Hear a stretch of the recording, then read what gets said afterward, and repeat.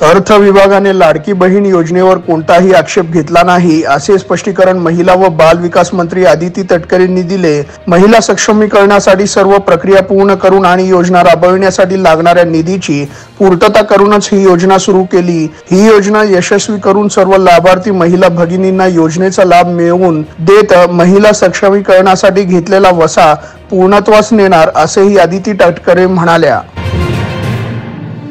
Share बाजार नियामक securities exchange board of India अर्थात सेबीने विजय मल्ल्याला भारतीय शेअर मार्केटमध्ये 3 वर्षांसाठी व्यवहार करण्यास बंदी घातली आहे। तत्काळ हा आदेश लागू करण्यात आला आहे। त्यामुळे या कालावधीत विजय मल्ल्याचे म्युच्युअल फंडातील युनिट्ससह कोणतेही सिक्युरिटी गोठवले जातील। स्वतःच्या कंपन्यांमध्ये गुंतवणूक करत सेबीच्या नियमांचे उल्लंघन केल्याने ही कारवाई करण्यात आल्याचे कळते। आगामी विधानसभा निवडणुकीत भाजपने 288 जागा लढवाव्यात असे वक्तव्य खासदार नारायण राणेंनी केले आहे।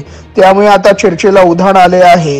यावरून आता महायुतीत ठिणगी पडण्याची शक्यता आहे। भाजप 288 जागा लढवणार असेल तर मग अजित पवार गट आणि शिंदे गटाचे काय होणार असा सवाल आता केला जात आहे।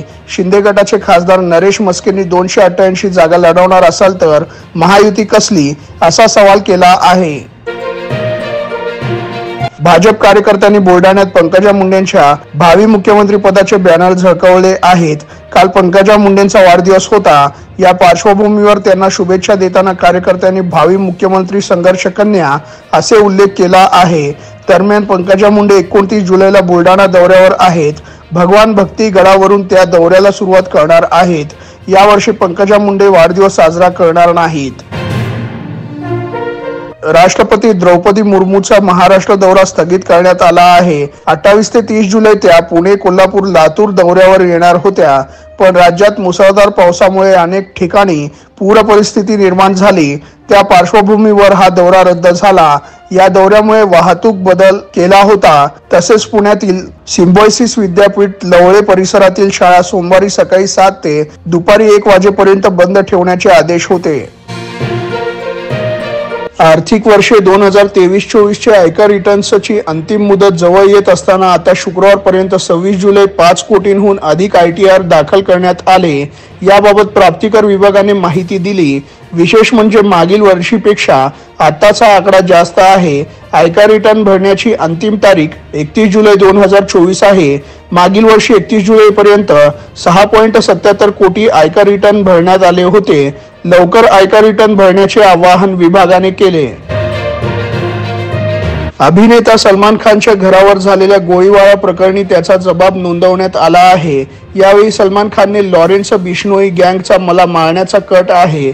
मला सतत धमक्या येत आहेत। बिश्नोई गँगमुळे माझ्या कुटुंबाला देखील धोका असल्याची भीती देखील सलमान खानने व्यक्त केली आहे।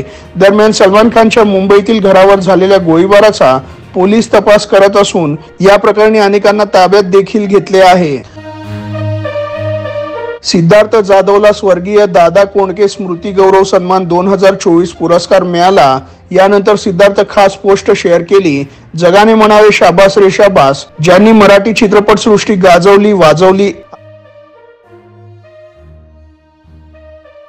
यांच्या नावाने दिला जाणारा पुरस्कार मला मिळाला। खूप भारी फिलिंग आहे। मी मराठी सांस्कृतिक अभियान न्यास यांचा मनापासून आभारी असे त्यांनी म्हटले। शिक्षकांना शिकवण्याचा दर्जा सुधारण्याची गरज आहे। शिकवता येत नसेल तर प्रशिक्षण देऊ, तरी दर्जा सुधारला नाही तर 50% पगार कपात आणि सेवेतून कमी करू असा इशाराच शालेय शिक्षण मंत्री दीपक केसरकरांनी दिला। राज्यात यापुढे बेरोजगारी राहणार नाही। इतर भाषा विद्यार्थ्यांनी शिकण्याचे गरजेचे आहे। मुलांना चांगले शिक्षण हे आमचे उद्दिष्ट आहे असेही केसरकर म्हणाले। ते एका वृत्तवाहिनीच्या कार्यक्रमात बोलत होते। 100 पिढ्या जरी खाली आल्या तरी फडणवीसांना संपू शकणार नाही असा टोला प्रवीण दरेकरांनी नाव न घेता मनोज जरांगेंना लगावला। महाराष्ट्रातील जनतेचे देवेंद्रजीवर प्रेम आहे। देवेंद्र फडणवीस आईवरून शिवी दिली तरी शांत होते, त्यांच्यात खूप सहनशीलता आहे। आईवरून शिवी दिल्याचे सांगत असताना माझ्या डोळ्यात पाणी आले असेही दरेकर म्हणाले। दरम्यान जरांगेंनी पुन्हा भाजपला सत्तेत येऊ देऊ नका असे आवाहन केले। लाडकी बहीण योजनेवर शरद पवार यांनी पत्रकार परिषदेत वक्तव्य केले। विधानसभेच्या निवडणुका होणार आहेत, त्यामुळे राज्य सरकारकडून योजनांच्या घोषणा केल्या जात आहेत, परंतु राज्याच्या तिजोरीत पैसा नाही। त्यामुळे निवडणुकीपुरते 1-2 हफ्ते महिलांना दिले जातील, त्यानंतर दिला जाणार नाही का, हा प्रश्न आहे। सरकारला या योजनेचा लाभ जनतेला द्यायचा होता, तर ही योजना आधीच का जाहीर केली गेली नाही, असे ते म्हणाले। शरद पवार पत्रकार परिषदेत म्हणाले, पक्षात येण्यासाठी अनेकांनी इच्छा व्यक्त केली। विधानसभेत जनतेला बदल हवाय। लोकसभे इतका स्पष्ट निकाल विधानसभेत लागल्यास आनंद। जागा वाटपासाठी महाविकास आघाडीची समिती तयार। आरक्षणावरून 2 समाजात दरी वाढायला नको, सरसकट निर्णय नको। पक्षाची भूमिका, निवडणुकीच्या तोंडावर लाडकी बहीण सारख्या योजना एखादा दुसरा हप्ता देऊन लोकांना वळवण्याचा प्रयत्न। गृहमंत्री अमित शाह यांनी पुण्यात येऊन शरद पवार यांच्यावर टीका केली होती। त्यानंतर आता शरद पवार यांनी शाह यांच्या टीकेला जोरदार प्रत्युत्तर दिले आहे। अमित शाह आधी गुजरातचे मंत्री होते, तेव्हा कायद्याचा चुकीचा वापर केला म्हणून सर्वोच्च न्यायालयाने शाह यांना गुजरातमधून तडीपार केलं होतं। ज्या माणसाला सुप्रीम कोर्टाने तडीपार केलं होतं, तो माणूस आज देशाचं गृहमंत्रीपद सांभाळतोय, असे शरद पवार म्हणाले। उद्धव ठाकरे यांचा आज वाढदिवस आहे, त्यानिमित्त राज्यभरात अनेक ठिकाणी लागलेल्या बॅनर्सची चर्चा होत आहे। अकोला, बुलढाणा, सांगली, पुणे, हिंगोलीसह राज्यातील विविध जिल्ह्यात भावी मुख्यमंत्री उद्धव ठाकरे यांना वाढदिवसाच्या शुभेच्छा असे बॅनर्स शिवसैनिकांकडून लावण्यात आली आहेत। तसेच विधानसभा निवडणुकांमध्ये उद्धव ठाकरे यांना मुख्यमंत्र्याचा चेहरा म्हणून समोर केलं पाहिजे, अशी मागणी याद्वारे केली जात आहे। लाडकी बहीण योजनेत महिलांना प्रत्येकी 10,000 रुपये द्या, अशी मागणी पुन्हा खासदार संजय राऊत यांनी केली आहे। वंचित बहुजन आघाडीनेही याआधी अशीच मागणी केली होती। महागाईचा काळ आहे, 1500 रुपये देऊन महिलांचा अपमान का करता, त्यांना 10,000 रुपये द्या, असे राऊत यांनी म्हटले। सध्या या योजनेसाठी अर्ज दाखल करण्याचे काम सुरू आहे। लाखो महिलांनी अर्ज भरले आहेत। पुढल्या महिन्यात पैसे खात्यात जमा होणार आहेत। उपमुख्यमंत्री देवेंद्र फडणवीस यांनी सत्तेचा गैरवापर केला, असा आरोप खासदार संजय राऊत यांनी केला आहे। फडणवीस यांनी जर गृहमंत्री पदाचा योग्य वापर केला असता तर त्यांचे अर्धे मंत्रिमंडळ आज तुरुंगात असते। एवढे आरोप काही मंत्र्यांवर आहेत, असेही राऊत यांनी सांगितले। फडणवीसांच्या नेतृत्वात राज्य कलंकित झाले आहे। आम्ही सत्तेत आल्यानंतर सर्व सुरळीत करू, असेही यावेळी राऊत यांनी म्हटले आहे। अमेरिकेच्या राष्ट्रपती पदाच्या निवडणुकीत अखेर उपराष्ट्रपती कमला हॅरिस यांनी अधिकृतपणे स्वतःला उमेदवार म्हणून घोषित केले आहे। जो बायडन यांनी वाढत्या वयामुळे या निवडणुकीतून माघार घेतली आणि त्यांनी कमला यांना पाठिंबा दिला। राष्ट्रपती पदाच्या निवडणुकीत त्यांचा सामना माजी राष्ट्रपती डोनाल्ड ट्रम्प यांच्याशी होणार आहे। दरम्यान बराक ओबामा आणि त्यांच्या पत्नी मिशेल ओबामा यांनी हॅरिस यांना पाठिंबा दिला आहे। अमेरिकेचे माजी राष्ट्रपती डोनाल्ड ट्रम्प यांच्यावर पेनसिल्व्हेनिया येथील रॅलीमध्ये हल्ला झाला होता। यामध्ये त्यांच्या कानाला गोळी लागली होती, अशी माहिती अमेरिकेच्या FBI ने दिली आहे।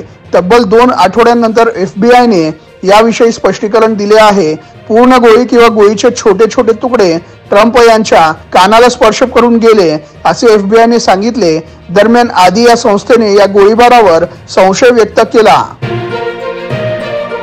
महाराष्ट्राचे लोकप्रिय मुख्यमंत्री राहिलेल्या उद्धव ठाकरे यांना वाढदिवसाच्या शुभेच्छा।